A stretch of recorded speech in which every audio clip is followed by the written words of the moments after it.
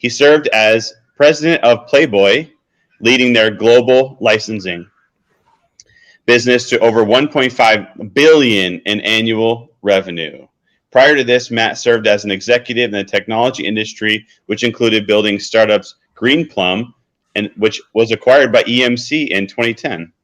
He launched his career at Sun Microsystems, where he held various leadership positions. Matt is currently a board member of local Bounty, hope I said that right, Very Shop, Page, and Hatch Beauty brands, and an advisory board member to Bold Star Ventures, Rex, and True Food Kitchen, which is a great restaurant we love. Matt received his BA from Auburn University and resides in Incline Village in Nevada. Welcome, Matt. Thanks for having me. Excited to be with everyone today. Oh, you have to mute your Clubhouse. Matt, you have to unmute your mic. There you go. There we go. Yes. Excited to be here. There we go. Yes, there you go. All right. So everyone, let's open our mic and welcome Matt in a big way. Hey, thanks for having me. Oh, wow. Who is that? Well, if you're watching us live right now, I'm kind of curious. Matt looks like he's 30 years old. And how did you end up doing all this stuff? Well, I appreciate you saying that. That's very kind. It just was happenstance. I guess most males would desire to be the president of Playboy and put that on the league right next to wanting to be a baseball player or a fireman or whatever you dream of as being a kid. But that's not my story. I actually came out of college and had a great technology career. I was very fortunate in the right place at the right time with some of these industry titans, and somehow ended up leading Playboy and getting into consumer brands and investing. And we can talk more about that in our time today. But it's been a lot of fun, and I've never had a job in my life. I've had fun every single day of my life, and there's always challenges along the way, but I just love the people I work with, and it's made everything fun. Wow. Now, Matt, where did you grow up? Yeah, so I grew up in the Midwest in the United States. I grew up in a town called Indianapolis, Indiana, and went to school at Auburn University because unlike most people that went off to various schools on the East Coast, I actually wanted some culture. And so I felt like I had been fortunate enough to travel around the United States. I'd never been to the state of Alabama. So I ended up going to Auburn University, which we affectionately refer to as the Harvard of Alabama, which is a little bit like being the tallest second grader, because I went there more for a college experience than I did necessarily academic pursuits at the time. Wow. And how did you ended up doing all these things? What was the very first job? What was it? So ironically, you'll get a kick out of it. And when Dan introduced me, it's Local Bounty. And ironically, Local Bounty is a company. We were very fortunate. We just opened the New York Stock Exchange the first week of December. And it's an ag tech company. But my first job was when I was 12 years, I think I was 13. So it must have put me right around sixth grade. I got a job at the farm behind my house in Indiana, and started learning how to bale hay. And so as we opened the New York Stock Exchange with my CEO and my partner at Local Bounty, who grew up on a wheat farm, it was sort of fitting that all that experience all those years ago led us to taking an agriculture technology company public, which we did the first week of December. So that was my first job. And then I had a series of jobs in retail, and I loved working with people. So I got off the farm pretty quickly and realized that baling hay wasn't necessarily my future, but it was a fun story now that I'm in the ag business with the investment in Local Bounty. Wow. And what was the driving force from all of this? Is that like, who motivates you, or what motivates you? Yeah, look, I think life, for me at least, I lost my mom very suddenly when I was 21. So I was a senior in college, and I was sort of, if you guys remember sort of being sort of the end of your university time, you have a lot of big decisions to make. And I was living in Auburn, Alabama, and going through my senior year, having a lot of fun. And I got a phone call that my mom had passed away. And I guess there's two ways you can go when you deal with tragedy. One is, you can mope in it and why me and all that good stuff. But for me, I actually look back when I get that question, and I would say everything I've done since that moment of learning of her untimely passing was really to sort of magnify what I learned from her, and wanted to take her light and her soul and spread it to the universe in a positive way. And so for me, that was a motivating factor. And I probably crammed a lot of my career into a short amount of time, because I was motivated by the fact I wanted to do good. And I think that tragic event really accelerated my desire to contribute something, both to my career, but to other people's lives. I'm sure your mom is watching you right now. What do you think her reaction? Well, I think the Playboy turn was unlikely for everyone, but I think she'd be very proud. I hope she'd be very proud. But what I'm most proud of, obviously, is being a father, the two great daughters. I have a 5 and a 7-year-old daughter, and I know she would have loved to spend time with them and been with them. But to answer your question very bluntly, I think tragedy really has a way of accelerating if you use it in the right way and motivating you. And I'm sure other people on the clubhouse have had similar experiences. So you have 2 daughters. I do. And okay, so would you ever tell a story that you're a past president of Playboy and tell that story? Oh, Kate, you're going to love this. So my daughter, who is 7, I live in a town, for those of you on Clubhouse, on the northern tip of Lake Tahoe in Incline Village, Nevada. And a lot of tech entrepreneurs, a lot of well-known people in the tech industry that have been successful buy homes here. And the reason they do is because it's a very quiet town where people keep to themselves. But it's also everyone knows everyone. And so in my daughter's class, I'm known as the president of Playboy. And my daughter has leaned into it. She's told them about spending her first Easter at the Playboy Mansion back when we owned the mansion. And I have pictures of her at the zoo. And I'm very open. I married a European, and she's very smart, feminist, way smarter than me. And I found that by doing that, she's a great example to our daughters, and we just are very open and honest with them. We have coffee table books of Leroy Neiman and some of the great characters he did of Playboy, and we're very open. We want to be honest with our kids, and I have nothing to be ashamed of in that department. Well, I have to say, it's such a beautiful property. It's a picture perfect everywhere. It's like loaded with green grass, even the walls.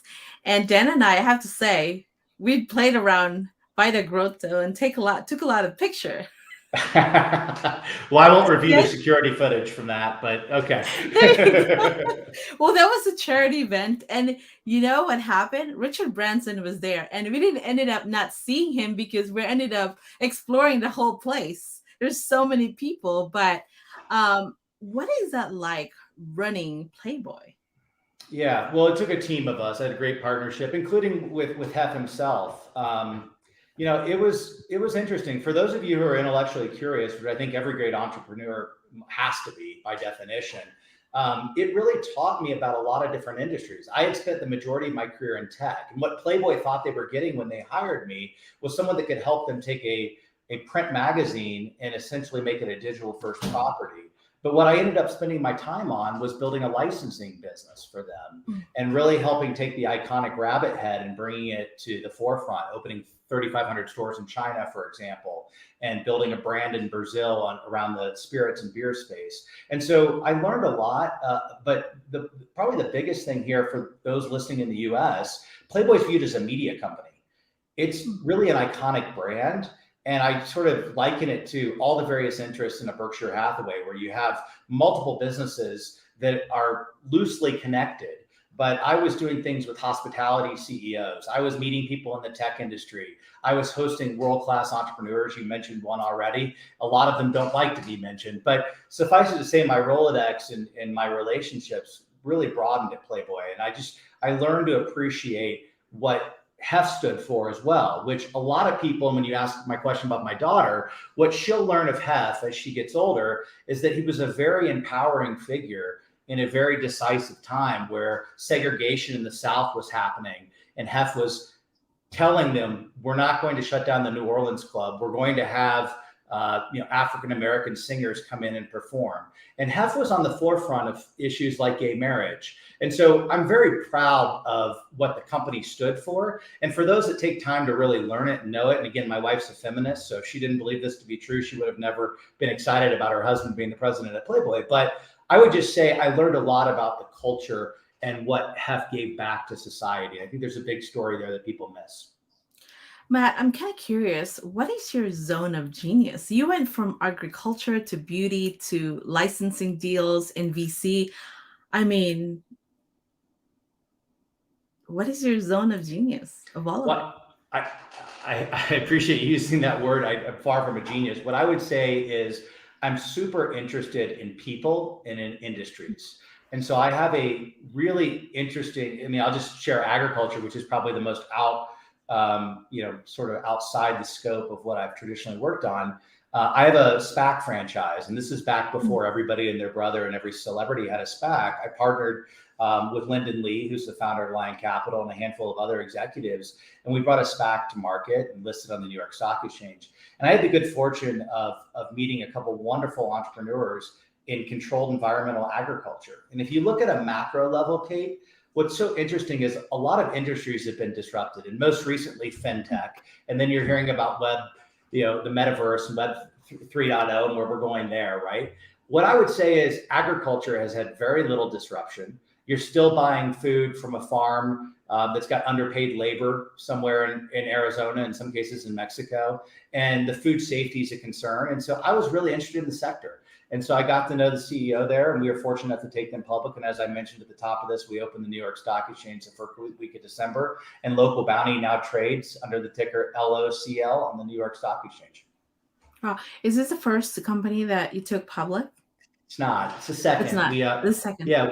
We also took a company called DMS, and I was fortunate enough to open the New York Stock Exchange in 2010. I had a startup company called Green Plum, which sold to EMC. And for all of you entrepreneurs that have had the opportunity to go public or to sell to a strategic, the one bummer about selling to a strategic is you don't get to open the stock exchange. So when we sold the business Green Plum, which was a data analytics company, to EMC Corporation, which is now owned by Dell, EMC was kind enough to let us go open the New York Stock Exchange as a result of that 2010 acquisition. So it was my second time there, and the thrill was just as exciting. Yeah. So what is that like, preparing a company to go public?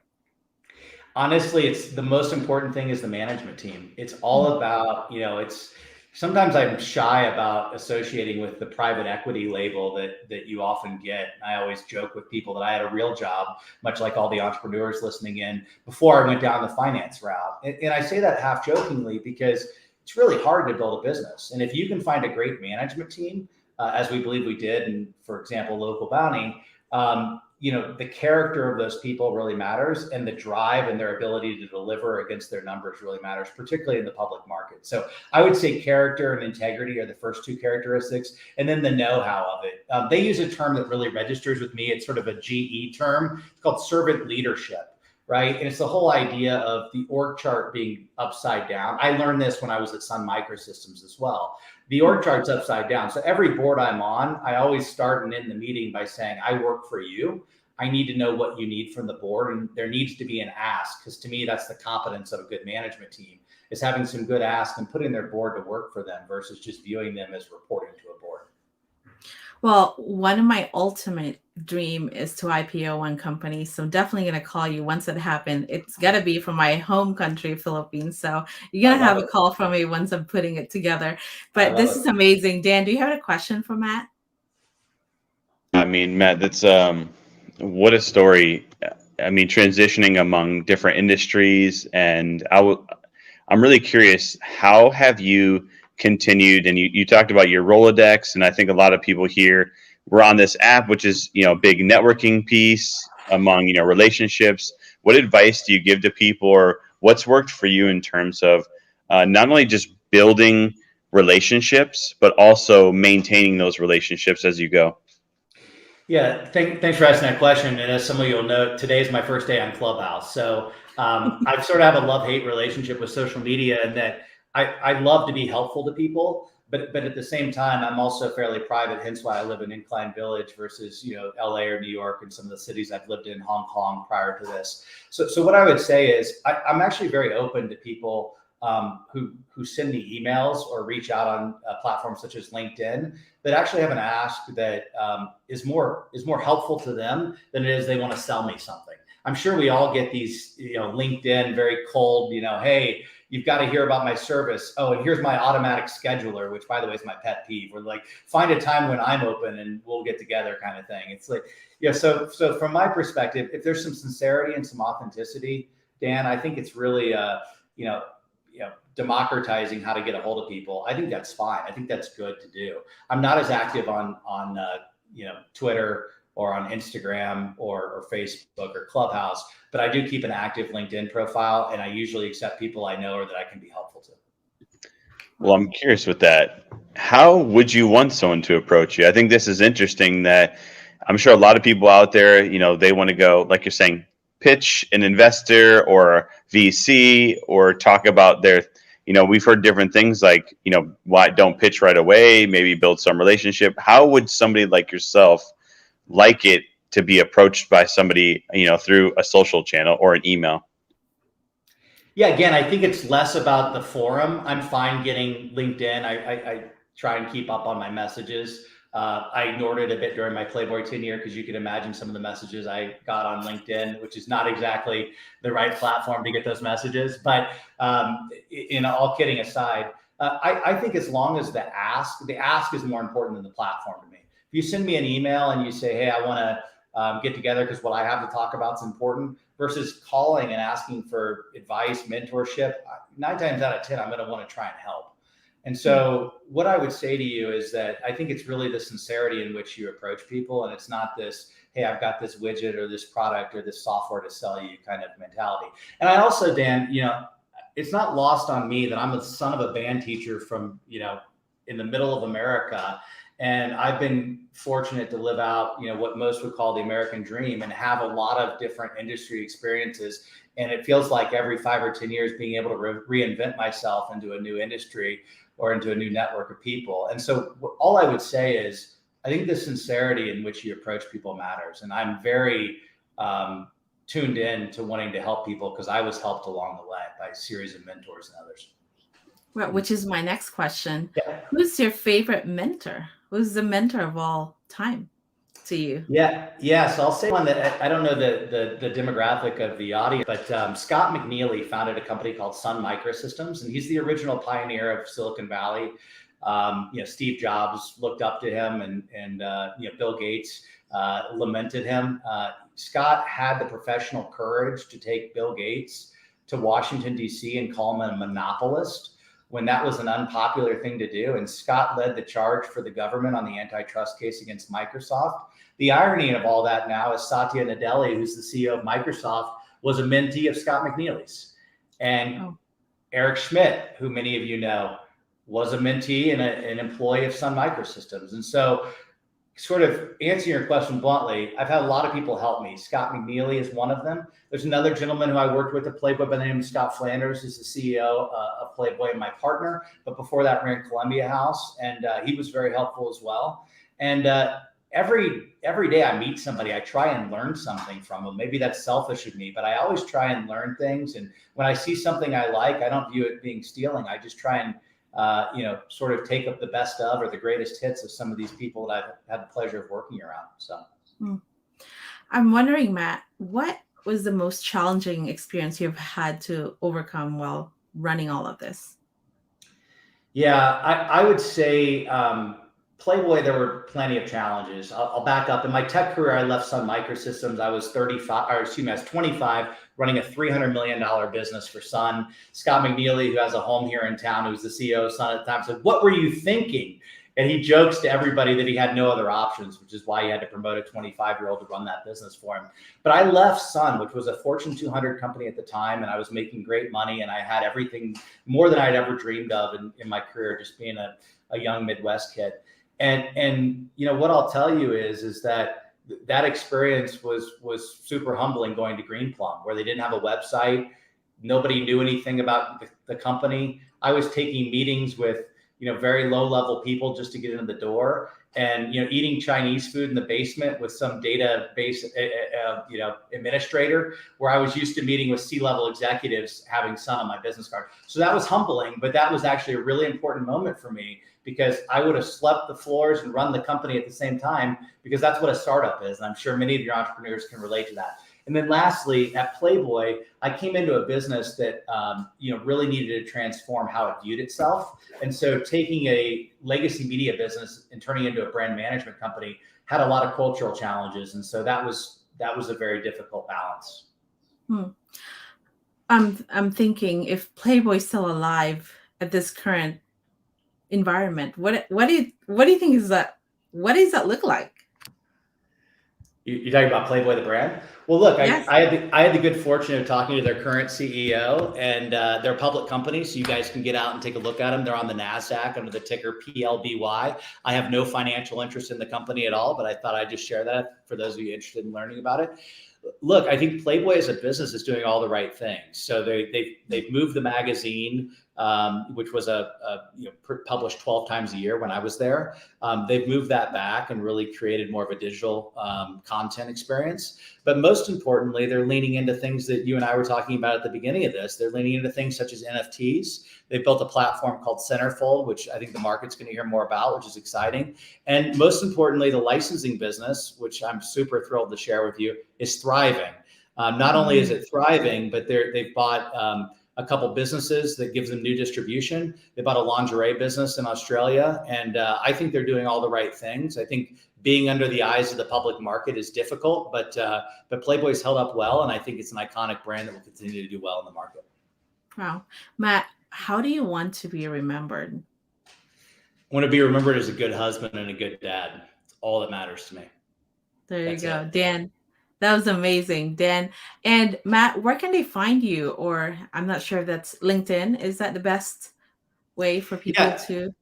I know that's boring, and that makes me sound like I'm 72 instead of 42, but that's exactly where I spend time. Again, as I mentioned earlier, I'm fairly private on social channels and don't use it for self-promotion purposes. Occasionally I'll send a tweet out from, a friend that's got, something going that they want to retweet on or something, but I'm not very active on anything but LinkedIn.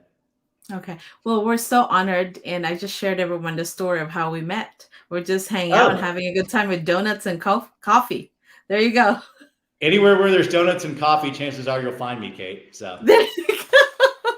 Dan, let's do the Q&A. Let's go to our next segment. I know, because we were talking earlier that Matt, you like, I'm partner at a VC firm and Playboy president, and then he kept going like, wait a minute, did he just say?